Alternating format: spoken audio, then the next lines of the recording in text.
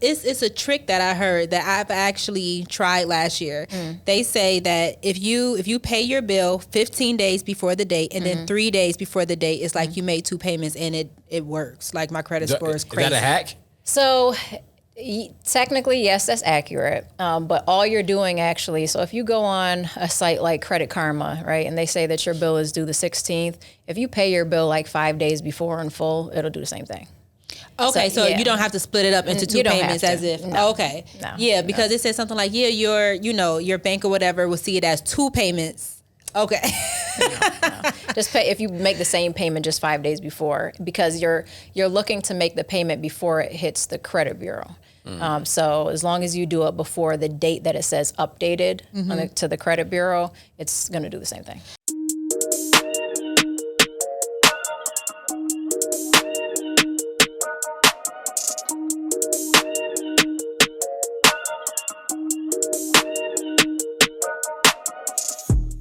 It's the new year. Season 2. It's another episode of We Are the Ones podcast.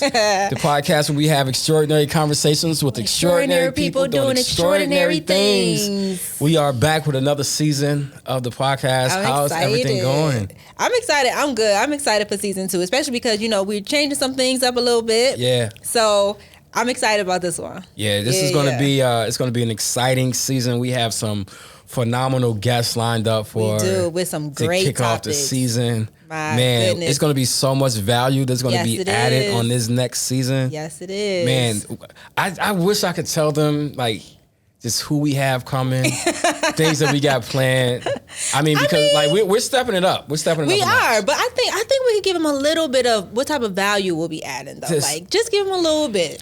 Give them some topics. Give them some things. Oh man, we're gonna start today with trying to get people credit scores right. You know what I mean? So that's important. So we can just leave it right there. Because a lot of y'all out here, y'all credit scores looking a little struggly out here. So that's all right. But listen, I am not judging. Because at one point, my credit score was struggling as well. My goodness. But you know what happened when my credit score was struggling? I reached out to our guests. You did. I reached out to our guests, and I got my life together. So praise God, she got you together. She got me right. She got me super right. And now, you good to go. Now you in the money now. Yeah, I'm good to go right now, But it wasn't to start. And I'm going to talk about that too, because I really had to, at that point, I had to swallow my pride. And buckle down a little bit. I had to swallow my pride because my guests and I, we've known each other for a long time, and I was just like, man, I don't know. I just feel so embarrassed going to her with my 500 credit score. Isn't that crazy though? To feel embarrassed with the person who could help you though. I know. And I knew because I knew she had a track record of just really getting people right and getting people together. And I was just like, I just don't want to let her know how bad. You gotta be one of those ones who got to get it together. Yeah. It was at a time, and again, we'll get into that. We will get into that shortly. Because I really want to talk about how she helped me get to where I am in my life right now, because she definitely helped get me right. But I'm super excited to have one of my good friends. Me and her go back. We worked together. It was a job. I literally lasted at this job for about 24 hours. I think you told me about that one. I lasted for 24 hours. It was a little education nonprofit. Yep. You told me about that one. Mm-hmm. These kids were so bad. I wasn't that far removed from them. You know what I mean? So I was just like, that's why I'm you can relate to. I feel like I was about to duff on those kids. And I was like, before I put the pause on these kids, remove yourself. Let me just remove myself. Remove yourself. So and I kind of felt embarrassed because I was like, man, I had just met her, and I was like, I don't want to feel like I'm letting this sister down. You know what I mean? But I'm like, you know what? You got to do what's best for you, though.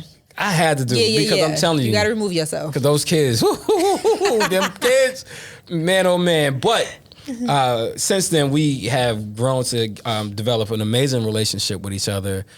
She has been an accountability partner for me. She's been just someone who I can rely on just to talk to about business, about finance, about life.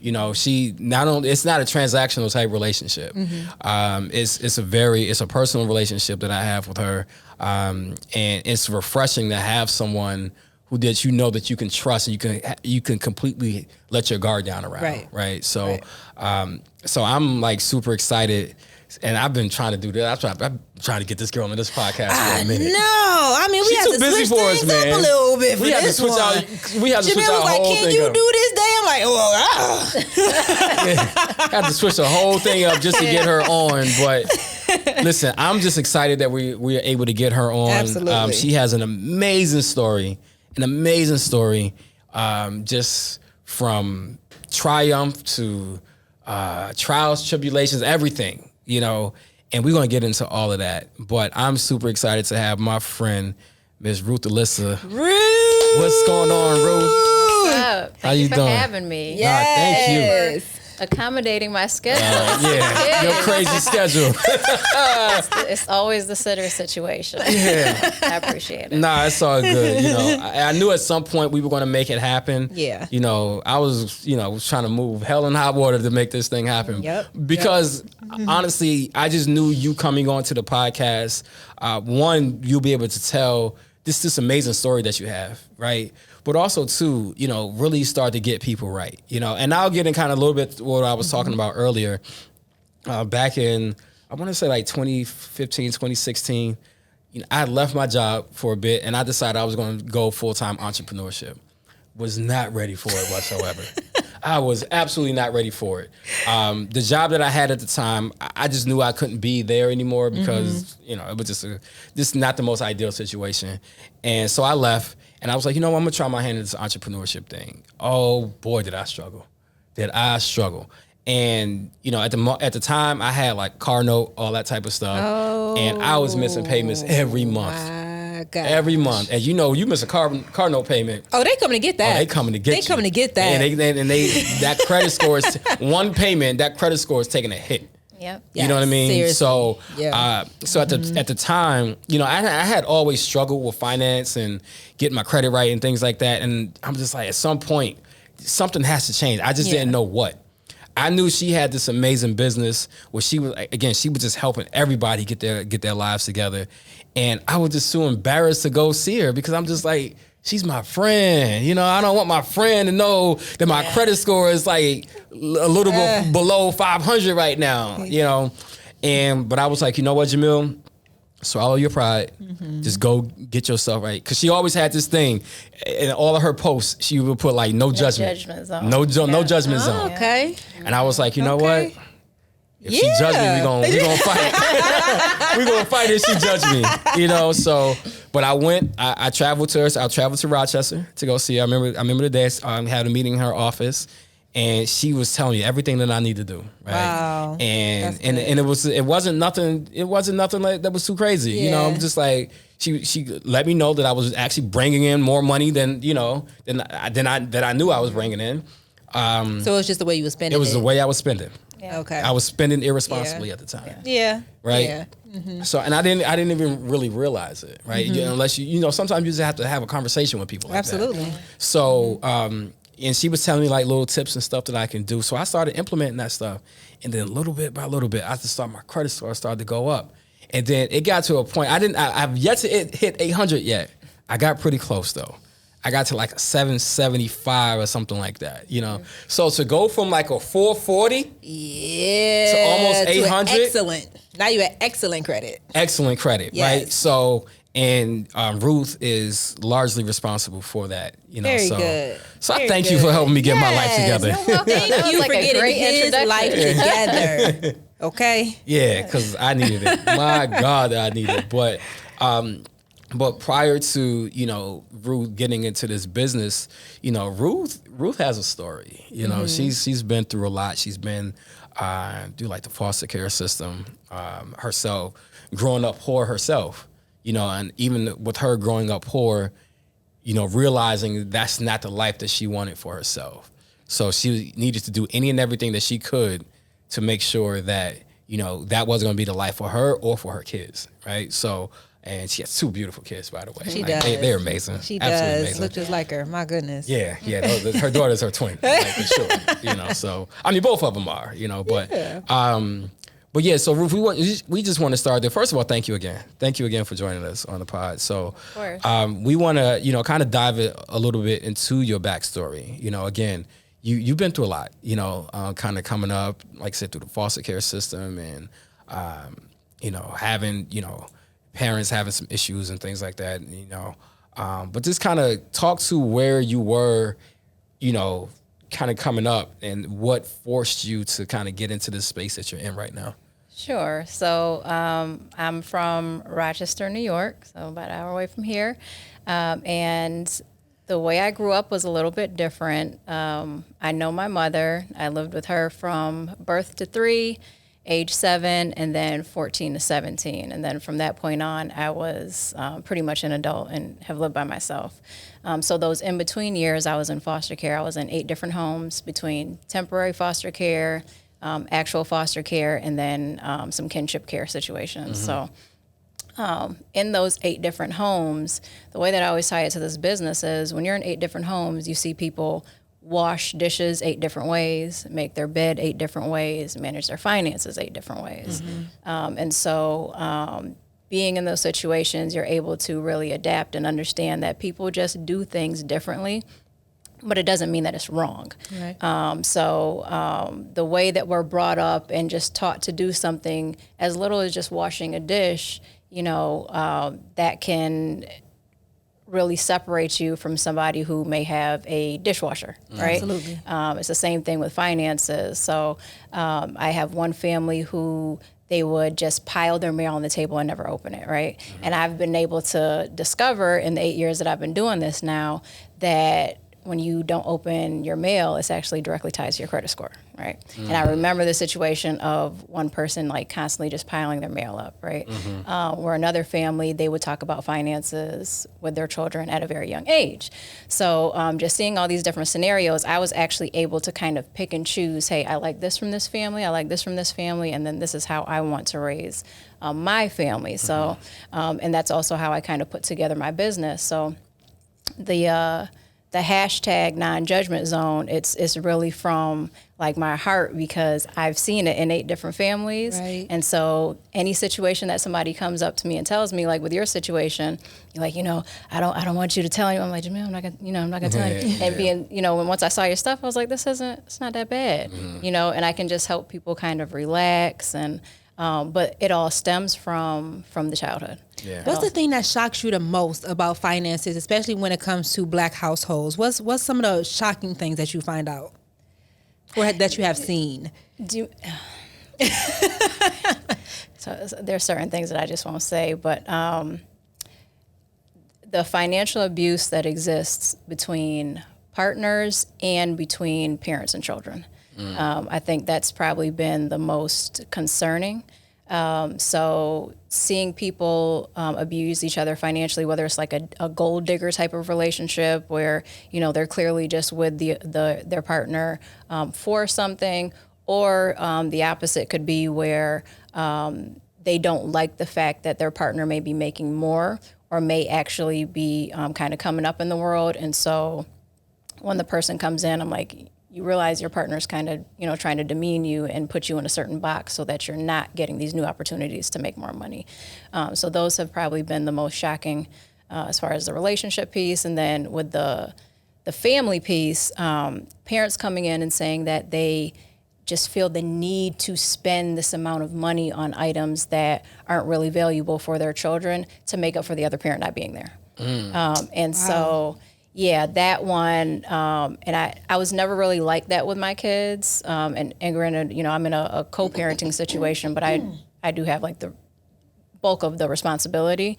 But I never felt the need to buy them more because we have a co-parenting situation. I'm sorry, I didn't mean to cut you off because I just want to kind of pause right there for a second because I've heard the opposite before, like where people would, try to overcompensate for their kids because it was something that, it was lifestyles that they necessarily didn't have coming up, right? Oh, yeah. So I've never really heard it from where it's just like, just because one parent being there. Yeah. So both situations are common, right? Okay. But I think just from my experience, the one that I've heard more of is, well, their father's not in the picture or their mom passed away, so I'm going to do whatever I can to be able to provide for this child. And typically what ends up happening is the kid grows up and becomes spoiled. Yeah. Right? And then they think that everything's just supposed to come to them naturally, and it actually does the opposite of what the parent is hoping.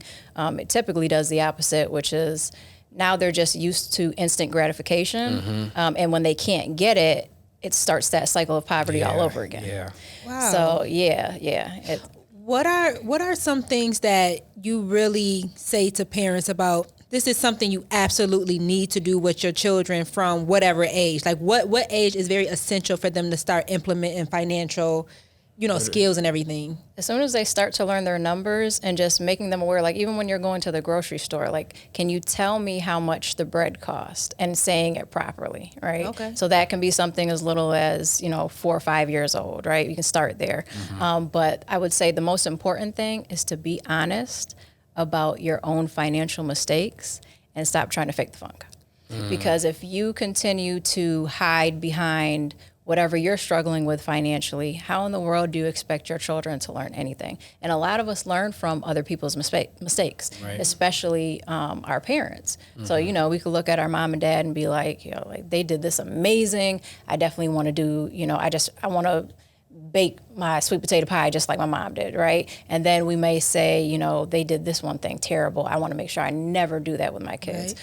But we have to have those conversations with our children like, hey, here's where I messed up. And here's where I did well, and I hope that you don't make the same mistakes. Here's how you can do a lot better, right? So I want to kind of try to intertwine your story with your knowledge. You had an uncle that basically changed things for you when it comes to your finances. What are some things that your uncle taught you growing up about finances? So he didn't teach me anything. It was just what I saw. Okay. So my mother's brother, I didn't know at the time when I was a child. I'm pretty sure he was a millionaire. If not, he was a millionaire a few years later. And so my mother and I grew up very poor when I did live with my mother. She, was on the system. We lived in Section 8 housing when I did live with her, and it wasn't very pretty. So at 7 years old, I flew out to California with my mother to spend a week with my uncle, and I was just like, how is this? Like, how are we family? You have this amazing night and house. Day. Yeah, it really was.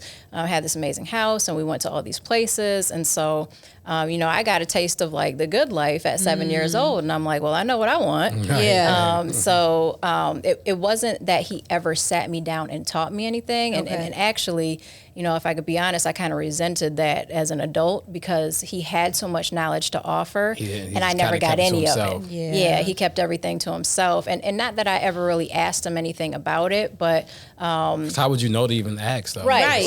But even when I got older, we didn't have that type of close relationship where I felt comfortable asking anything. But it at least gave me the opportunity to see that we could live really different. Yeah. So I saw, a wife and a husband and, their 2 kids who are my cousins and, just how they were raising their family. It wasn't just the financial piece, it was the family structure that I never really saw, while growing up here. That exposure is everything. Oh, yeah. You get exposed to things like that. Seriously. Yeah. Because I have a similar story. I remember when I used to live in D.C., right before we moved to Buffalo, it was my mother and my 2 brothers and myself.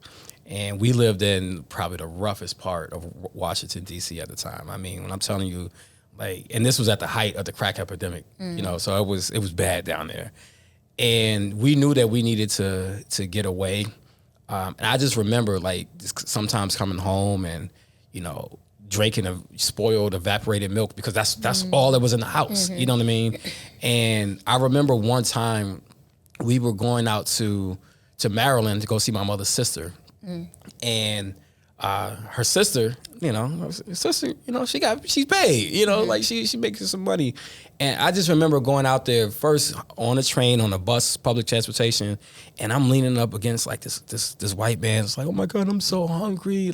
It was bad, you know what I mean? And then getting out there and seeing how my aunt was just living large, yo. Yeah. Like she was living large out there. And I'm just like, oh my God, like, but that's the thing that started to spark in me that I can have more than what I'm currently, what my circumstances currently are. Yeah, absolutely. It's something more that's out there. Absolutely. So that exposure piece was just like, it was so critical.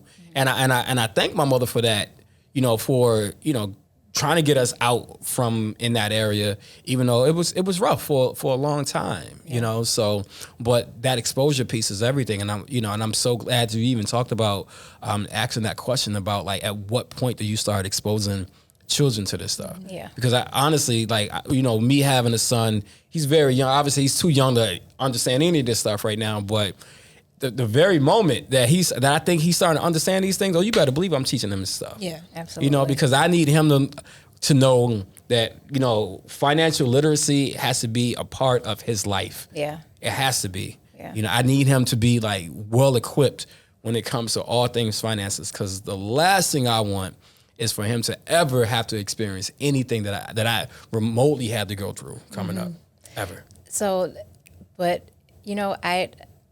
I'd say still make them work a little bit. Oh, absolutely. I'm not spoiling him. Yeah, no. don't. No.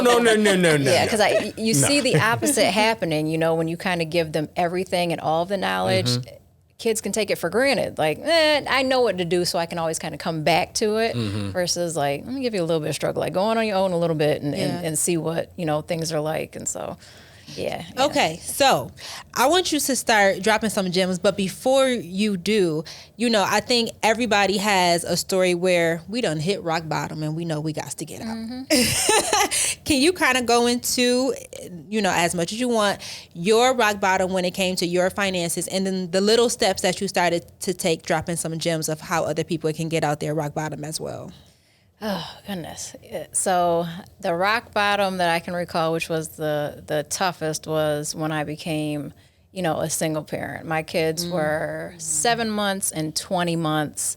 And so, super, super young. And I was like, the saying that you could do bad all by yourself. Oh my gosh, I can do this bad by myself. Like there's no need for this to continue. So, I left, but it was in a space of, even before that, I never wanted to be on the system because I saw it so much with my mother. Like, I remember the paper food stamps, the color. I used to think it was like a little rainbow color. I remember I found some food stamps in the back of a speaker one time. I thought I was living large. Yeah. So I got $100 in food stamps. Yeah, and so it was just this very awkward place because I was ABD.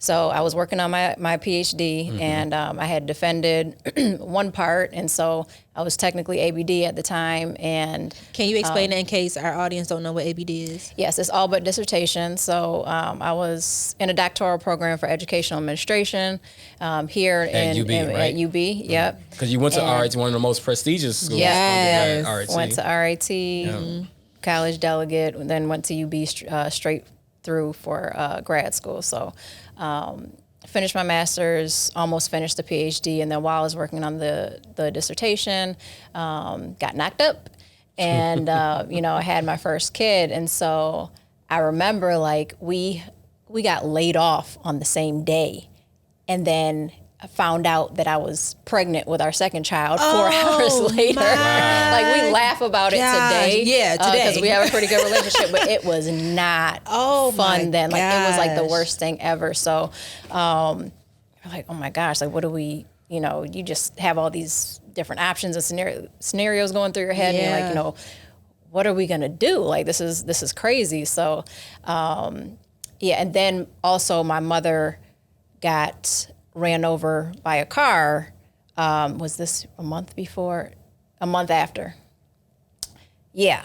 So when I say like, it was like the bottom. My mother got ran over by a car, saw her head literally split open in the hospital. Like, they were working on putting her skull back together. That was probably like the all-time low, because around, I had to get on the system. And I remember walking into,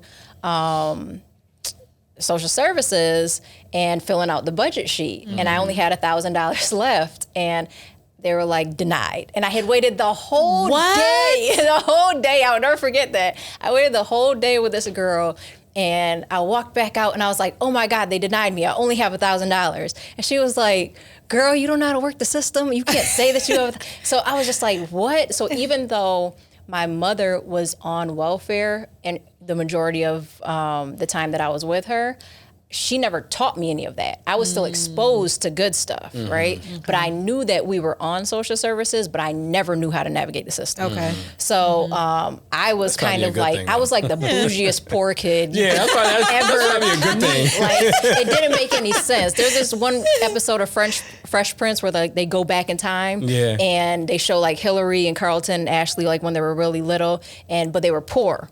Yep. Like, you remember that episode? Yep. And so Hillary was like still bougie. And I was like, that's me as a kid. Like, she was still bougie when they were poor. So yeah, so I had no understanding of it. And I definitely learned the hard way how to have to navigate certain things in certain spaces. But yeah, I ended up having to, there was a time where it was like food stamps, WIC, and coupons.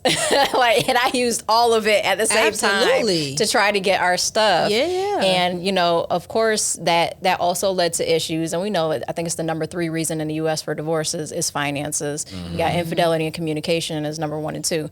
So, you know, it's a big reason, not just for divorces, but for relationship splitting as well. That was a huge issue for us. Like, we just were not making enough income. And then from going in this space of, I'm going to be Dr. Ruth, to then going to, I'm applying for food stamps. You talk about an ego crusher. Like, it was a lot to deal with on top of having my first child and then having another one grow in me.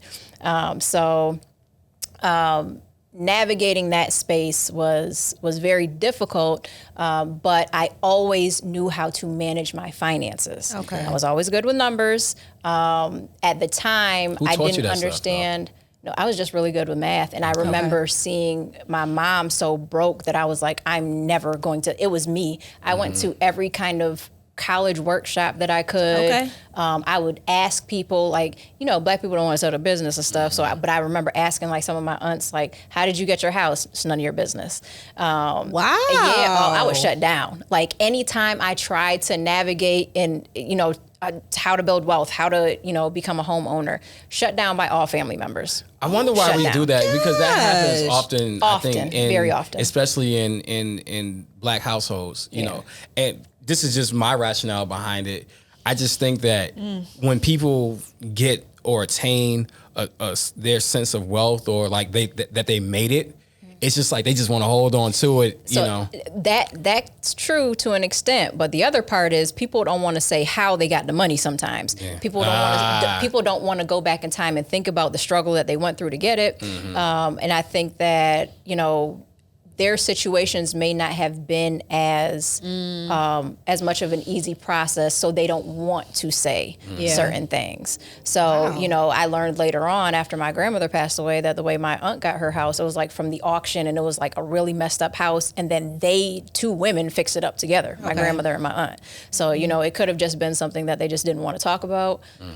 But yeah, people have their reasons for being like, none of your business, and you just, now I can kind of respect it. But it definitely was a barrier to me trying to figure stuff out. But, you know, I attended as many workshops as I could, you know, whenever I'd make like, I was like so many people's daughter, you know, in college, like, oh, I'm going to take you under my wing. Yeah. Great. Can you show me how to do this? So like, you know, I don't know, there were certain older women who just wanted to connect with me, and they're like, I'll take you. And, you know, they kind of showed me the way too. But, yeah, so but I've always been pretty good with money. I had like 6 jobs on campus. Yeah, like I was not playing. I was not going to.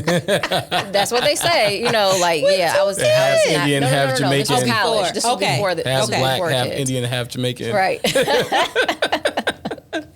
There's gonna be 3 halves. Yeah. But in a lot of, you know, when I was younger, when I was in college, they say like, oh, you're like that because you're Indian. And I'm like, you have no idea. First of all, I was raised by Black people. And I'm not like this because I'm Indian, or they'll say, you know, you're smart because, you know, you got the Indian in you. That's why you're like that. I'm like, no, honey, like that's not, and it'd be Black people downplaying Black people. Like it didn't make sense. Crazy. That's nuts. So, but you know, that definitely wasn't the reason. If anything, I've learned more from Black women than I have anybody else. So yeah, I always kind of didn't know that credit was important, but I had always paid my bills on time. So I remember when I first checked my score, I was like, oh, I got a 720. And this was like at 21. And I remember this guy that I was working with, he was like, you got a 720? And I had no clue whether that was good or bad. He was like, oh my God, you got good credit. Like, I was like, okay, whatever.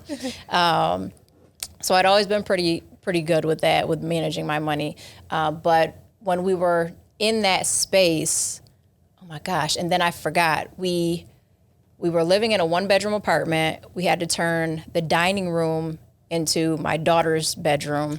And then so by the time my son came, I had to give up all my money that I had saved to pay for 6 months of rent in a 2-bedroom townhouse. So, cause they weren't gonna let us move in unless I gave all 6 months up front. 6 months all 6 months because we were unemployed. So they were like, you can't move in here. And I was like, please just give me a 6-month lease and I'll give you 6 months of rent up front. Okay. And then so what I would do, instead of just saying like, hey, we're good for 6 months, I would pay myself back each month to get ready for the next 6 months. And then they just make me pay in bulk every time. Wow. So in between that process, I'm moving, have the baby have my son right after we end up moving in there. And then that's when I realized, like, me and their dad, I'm like, it's not gonna work. Not gonna work. Yep. Like you got to go.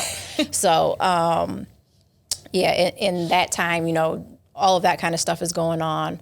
But in the midst of it, he'd introduced me to one of his friend's mothers who owned a daycare. And I remember she her daycare was in like the inner city, and she had like 16 kids. And I remember she was like, hey, I want to open up a daycare center. How much would you want me to pay you? I want you to run it. Mm-hmm. And I was like, well, I don't know, like maybe like $52K. And this was back in 2010 or 11. Like maybe like $52K. And she was like, oh, okay, no problem. And so I was like, easy. That easy? You could have got more. Yeah, I was like, wait a minute. You got played because you could have got more. Right. So I'm like, hold on. Like maybe I'm thinking about this the wrong way. And so I kind of started paying more attention to her daycare because I'm like, there's something here that I'm missing, right? Also, I did not know how expensive childcare was. Ooh, so I was like, I tried to go back to my job after having my kids. This is before my daughter. This is before we got laid off. And I'm like, okay, I'll just put her in daycare. And it was like $200 a week. And I'm like, wait a minute. Mm-hmm. Hold on. Like, I was only working part-time, and it was going to be the majority of my paycheck at the time. So I'm like, wait. So she is the daycare provider, and she's probably getting the $200. I started doing the numbers in my head. Yeah. And I'm like, wait a minute, this might be kind of lucrative. So I looked into opening up a daycare. And so it literally was like going from being on the system to making like 6 figures. Like, it really changed within a matter of months. I need to open up a daycare. It's a very good business, right? Not you. You. Yeah, not you. Not me. But you know what? It allowed me the opportunity to get some space for my own kids because I was able to hire employees. Okay. So I had the daycare in my house, but I still had 3 employees at the time. So. Okay. I was able to get a breather sometimes, but I did 24/7 care. Ooh. So like I was like, I'm like, give me all the money that we did not get these last couple years making these kids. Like, I need that stuff back. Let me run it back. So, I did really well with the daycare, but it was really just to provide for my family. Right. I've never been like a little kid kind of person. Mm-hmm. So, and we had a great time. Like, I loved all the kids that I had. How many kids did you have up in there? Like at the most? 14. Still trying to do math. Yeah. That's all he's trying to do. You already know. I was capped at 10, but since it was like different shifts, I think I had like 14 total at the time. See how many I can manage. Yep, I know. Yeah, I made it work. And I learned a lot of it. I learned tons of important things about business from that too, because the 3 employees I had, I went back down to 1 because the profit margin wasn't there once you start having 3, and then you have to look at the age differences and the law requirements. I'm like, that's true. Some stuff you gotta get, Yep. So I learned how to get, the largest profit from, what age groups and how many employees per set number of kids. So learned a bunch of lessons there. I had a great time doing it, but once my kids were school age, it was a wrap. I'm like, nope. Let's shut this down. Yep. Yeah, and went on to some other ventures, and some did well, and then some didn't, and that's part of entrepreneurship. So, yeah. So let's talk about that real quick. You like just your journey, your personal journey into entrepreneurship. Obviously you started with the daycare, but then fast forward up until like the last 8 years or so that you've been doing this financial literacy and helping people get their credit and coaching and things like that. So what made you transition into getting into that space? So Elisa Plan, which is the company I have now for credit and financial literacy, that company just kind of fell on me. It was never something that I saw myself doing. It literally was one of my friends was terrible at managing his finances. He used to actually take his mail and just dump it in a firebox. They had a fireplace, and they just had this huge box sitting in front of the fireplace. And I remember going in his house, and he checked the mail, and he just threw the letters in the box. And I looked in the box, and it was just filled with like all these letters. So And they were like retirement plan letters and bills. And so, he ended up telling me like, look, my wages are getting garnished. My credit score is in the 500s. Like he had just had a son. He's like, I don't know how I'm supposed to do all this stuff. So, I just sat down with him and heard his story. And I remember just writing down on a sheet of paper, like, hey, just do it like this, and I'm not thinking anything of it. And so his wages stopped getting garnished, and he was able to set up, like child support, informal child support payments for his son, and he was able to raise his credit score from the 500s to the 800s. And so when he put a before and after picture up, and he tagged me in it, my inbox was like, because this is before, like everybody wants to be a credit specialist now, right? So this is before all of that stuff. And everybody's like, yo, how do I do this? I'm like, so my inbox was just flooded, and I was working full time, and that was the only full time job I had ever had as an adult. I'd worked some part time jobs before, but I'd only worked that job for 13 months. And the side hustle, it started as a side hustle, did so well that I was like, yeah, deuces, I'm just going to try my hand at this entrepreneurship thing again and see how it works, because that's what I've typically always done. So from that, I've been able to help thousands of people from that type of situation. So I have a question. It's a trick that I heard that I've actually tried last year. They say that if you pay your bill 15 days before the date, and then 3 days before the date, it's like you made 2 payments, and it works. Like my credit score is crazy. Is that a hack? So technically, yes, that's accurate. But all you're doing actually, so if you go on a site like Credit Karma, right, and they say that your bill is due the 16th, if you pay your bill like 5 days before in full, it'll do the same thing. Okay, so you don't have to split it up into 2 payments as if because it says something like your bank or whatever will see it as 2 payments. Okay. No. Just pay if you make the same payment just 5 days before, because you're looking to make the payment before it hits the credit bureau.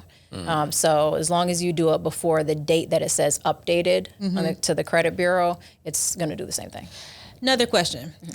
Because like I have student loans, so I'm not even hitting my principal yet.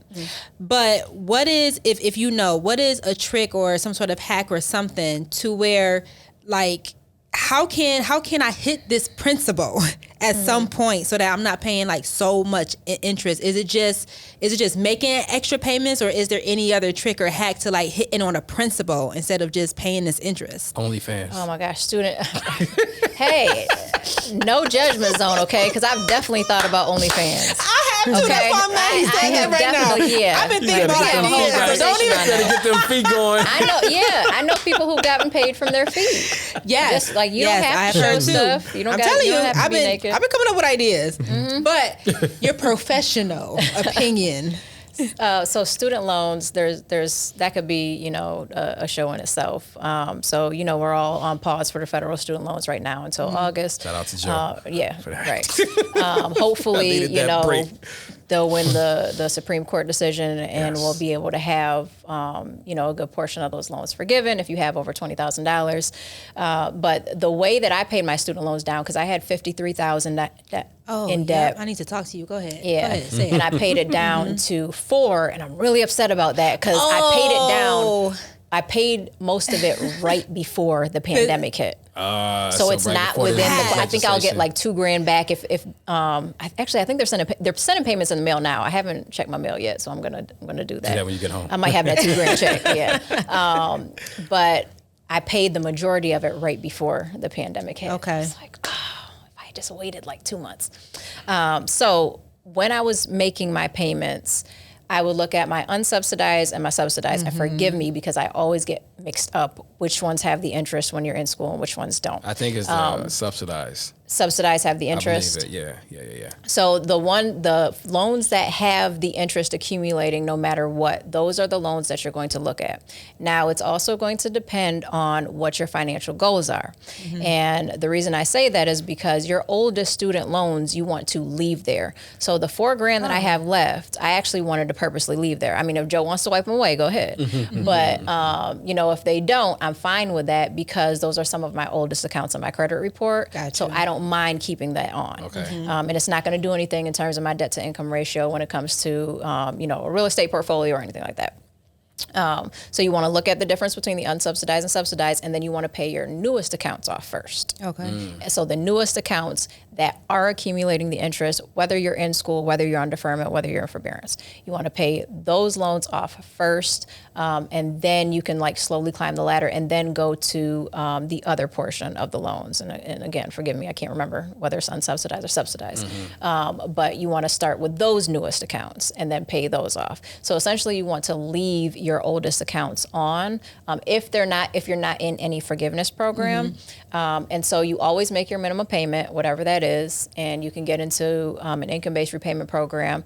Even if you're making like $100,000 plus, you still could qualify if you have other things going on. Let's say if you have 4 dependents, if you're a head of household on your taxes, if your expenses are really high because they take into consideration income and expenses. You have to prove your income.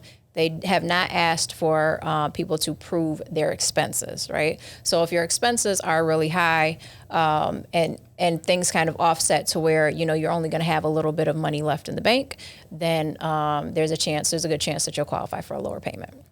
So you'll make your minimum payment on time, and then you set it up paying off the newest accounts after that, whatever money you have left over. So that's what I was doing. I was just aggressively attacking my student loans, and then I went after my mortgage, and So if someone was to say in the world of credit score, any sort of trick that many people may not know that can get them over a hump? Instantly boost their credit scores. Yeah, now they have so many little tools. Like they have Experian Boost. But that's only going to work. Yeah, it's only going to work on Experian. If you are renting, ask if you're a landlord or a property management company if they can report the rental payments. Okay. And there are companies that will report back to 2 years and they'll backdate it. You want to look for a company that's on all 3 of the credit reporting agencies. So that way you're getting the payment history across the board. But this is why it's so important to pay your bills on time, because you never know when something is going to help you. So for the people who during the pandemic who are just like, I'm not going to pay, and they thought that they were just, they thought they were winning. No, that was definitely going to come back and haunt you in many different ways. And so we're seeing the effects of that now with people not being able to get into new apartments and a whole bunch of stuff happening. But, if you did pay during the pandemic, then you can have that 2-year history showing on your credit report, and that's going to give you the boost as well. Let me ask you something. What's, you mentioned Experian Boost, right? And Experian, because that was one of the things that you told me about, and that helped me get my credit score up. But when I went at the time and I go and I check my credit scores on Credit Karma, for example, there's like a 60-point difference. So Credit Karma uses a Vantage score system. A lot of people think that Credit Karma is fake. It's not fake. They use a different scoring system. However, when you look into the actual factors of what they're reporting from TransUnion and Equifax. So the factors, your payment history, your credit card utilization, your age of credit history, those are all accurate. So I always tell people, if you're going to look at Credit Karma, don't pay so much attention to the score versus the actual factors that you need to work on. Okay. Got it. So lenders look at FICO. Okay. You're right. Yeah. Okay. Yep. Yeah, because I was like, okay, I know it can't be this. The difference between the two, it was almost like night and day. It right? is. It's almost like if you're on like a weight loss journey, right? And you're trying to look at the scale like every single day. Like, no, don't pay attention to the scale. Don't pay attention to the actual number. Damn it. I know I've been working out. How did I gain weight? Yeah, just make sure that you're consistent and you're doing the things with your body that you need to. It's the same thing with your finances. Okay. No, because these things, you said a lot of things that I know, again, they helped me out tremendously. I was able to get, at the time, it was a company called Rental Karma. When I was living in my apartment, I was able to get my rent, my on-time payment for my rent reported to my credit report. Oh, nice. Okay. And, that helped boost my score. Having something like Experian Boost. And when I was able to connect all of my accounts to my Experian account, and they saw like the on-time payment histories, that was able to, it was all these little contributing factors. And then at the time, I couldn't even, listen, I was barely able to get a secured credit card. You know what I mean? Like a $250 secured credit card, but I got it. And I was I was like purchasing stuff, like I do little small payments, paying the stuff off on time. That was able to boost my thing up. Now I'm on that Amex though. I'm on that Amex Platinum now. But are those good? The secure cards that he's talking about, is that something people can do to help with their credit scores as well? Yeah, so if you're not able to get an unsecured credit card, you can get a secured credit card. And for those who don't know, a secured credit card they're the cards that you actually put the money on. So typically they require a minimum of a $200 limit, and you would put $200 on the card. Typically they have an annual fee, so you want to make sure that you're paying that within the first billing cycle, and then you just want to use it properly and make sure that you are paying it on time. So you're not using that card to book a hotel or for a rental car. It's not for that purpose, because what's going to happen is you're going to max out the card, and then that can lower your score as well. And you typically do not have a high limit unless you're going to put down $10,000 on a secure credit card, which I don't recommend. Yeah. So you use it until you're in a position to get an unsecured credit card, and then it'd be your choice depending on how long of a time, if you're able to just use a secured credit card for 6 months, clean up your credit, and then get an unsecured credit card, then you can go ahead and close out the secured credit card. And that's important too, because like you said, you don't want to use that secured credit card for any large purchases, because again, to the point of maxing it out, you're not really supposed to be using more than 30% of your utilization. Right. 9 now? It's always been 9. Is it? See, it's where that's what people get messed up. Okay, so I need to go pay up some of this credit card debt. So 30 is fine. 30 is fine, right? But again, 9%. It all depends on what you're trying to do with your credit too. Right. Okay. So we could look at this in terms of credit scores. We could look at this in terms of just throwing your money down the toilet on interest rates, right? Like if you have the money to pay off the credit cards, pay off the credit cards, and that way your utilization will be 0, unless you're trying to do something else strategic, which is for another show. Typically, I tell people to stay under 9%, because that way, if you're in a situation where you have to get a new vehicle or you want to refinance, the lower that utilization rate is going to help your score out. Right. And it's also going to be favorable to lenders, because they're going to say, hey, she's really using this responsibly and not maxing out the card. So I tell people stick under 10. Under 10%. Wow. Okay, no, that's good to know. And before we wrap up, the one thing that I want our audience to go back to, because a lot of the things that you have to do, Ruth, you have to do on your own. Your family didn't really help you. And 2 things that you said that stood out when you have to do it on your own. You said you went to college workshops. So there's workshops out there that you guys can go to. Please find them in your area. And also relationship building. Yeah. You said a lot of people took you under their wing. So I want them to know that as well. If they have to do it on their own, there's ways to do it. Absolutely. Yeah. But that relationship building part is through transparency. I was never really embarrassed. I don't remember any time as an adult or an older teenager, once I got to college, being embarrassed about being in foster care. So I was able to always share my story with people. And in doing that, people were like, you went through that and you made it here? Like, and you got a full ride here? Like, hold on. Like, I'll help you out. So, be open about where you are. And people, you'd be surprised who'd be willing to help you. Yeah. Closed mouths don't get fed out here. That's right. You know, so. Ruth, this has been informational. Is that what I want to say? Yes. Informative. And shocking with this 9%, but okay. Yeah. But no, thank you. Nah, this was amazing. Obviously, we talked about earlier your business, your coaching program. You're still helping people. People wanted to get their credit right. You know, they wanted to connect with you. Just learning more about how they need to be a little bit more responsible from a financial literacy perspective. Yeah. What's the best way for people to connect with you? So you can email me at info@elisaplan.com. That's ELISAPLAN.com. Or you can visit the website, www.elisaplan.com. Perfect. Yeah. I'm going to be on this 9% off for the rest of the night. I'm gonna have to I need to go pay off some of these credit cards. You're like, what? God. I need to pay off some of these credit cards, but I'm all right though. I think I'll be okay. I think you will. I think I'll be your okay. Amex card. Yeah, humble flex. Humble flex. You got the platinum one? I do have the platinum one. All right. Absolutely. You just had to have him say that too. You just had to have him Black say card that. coming next. Black card is coming next. Listen. Good for you, Jamil. But no, thank you for just all the information. Thank you just being a dope individual. You know, I appreciate our friendship and our relationship and all that you're doing for people out here. And like, you're literally changing lives out here. Absolutely. So thank you. Yeah, change somebody's mindset, and then it's easier to change their finances. So. There you go. Yeah. There you go.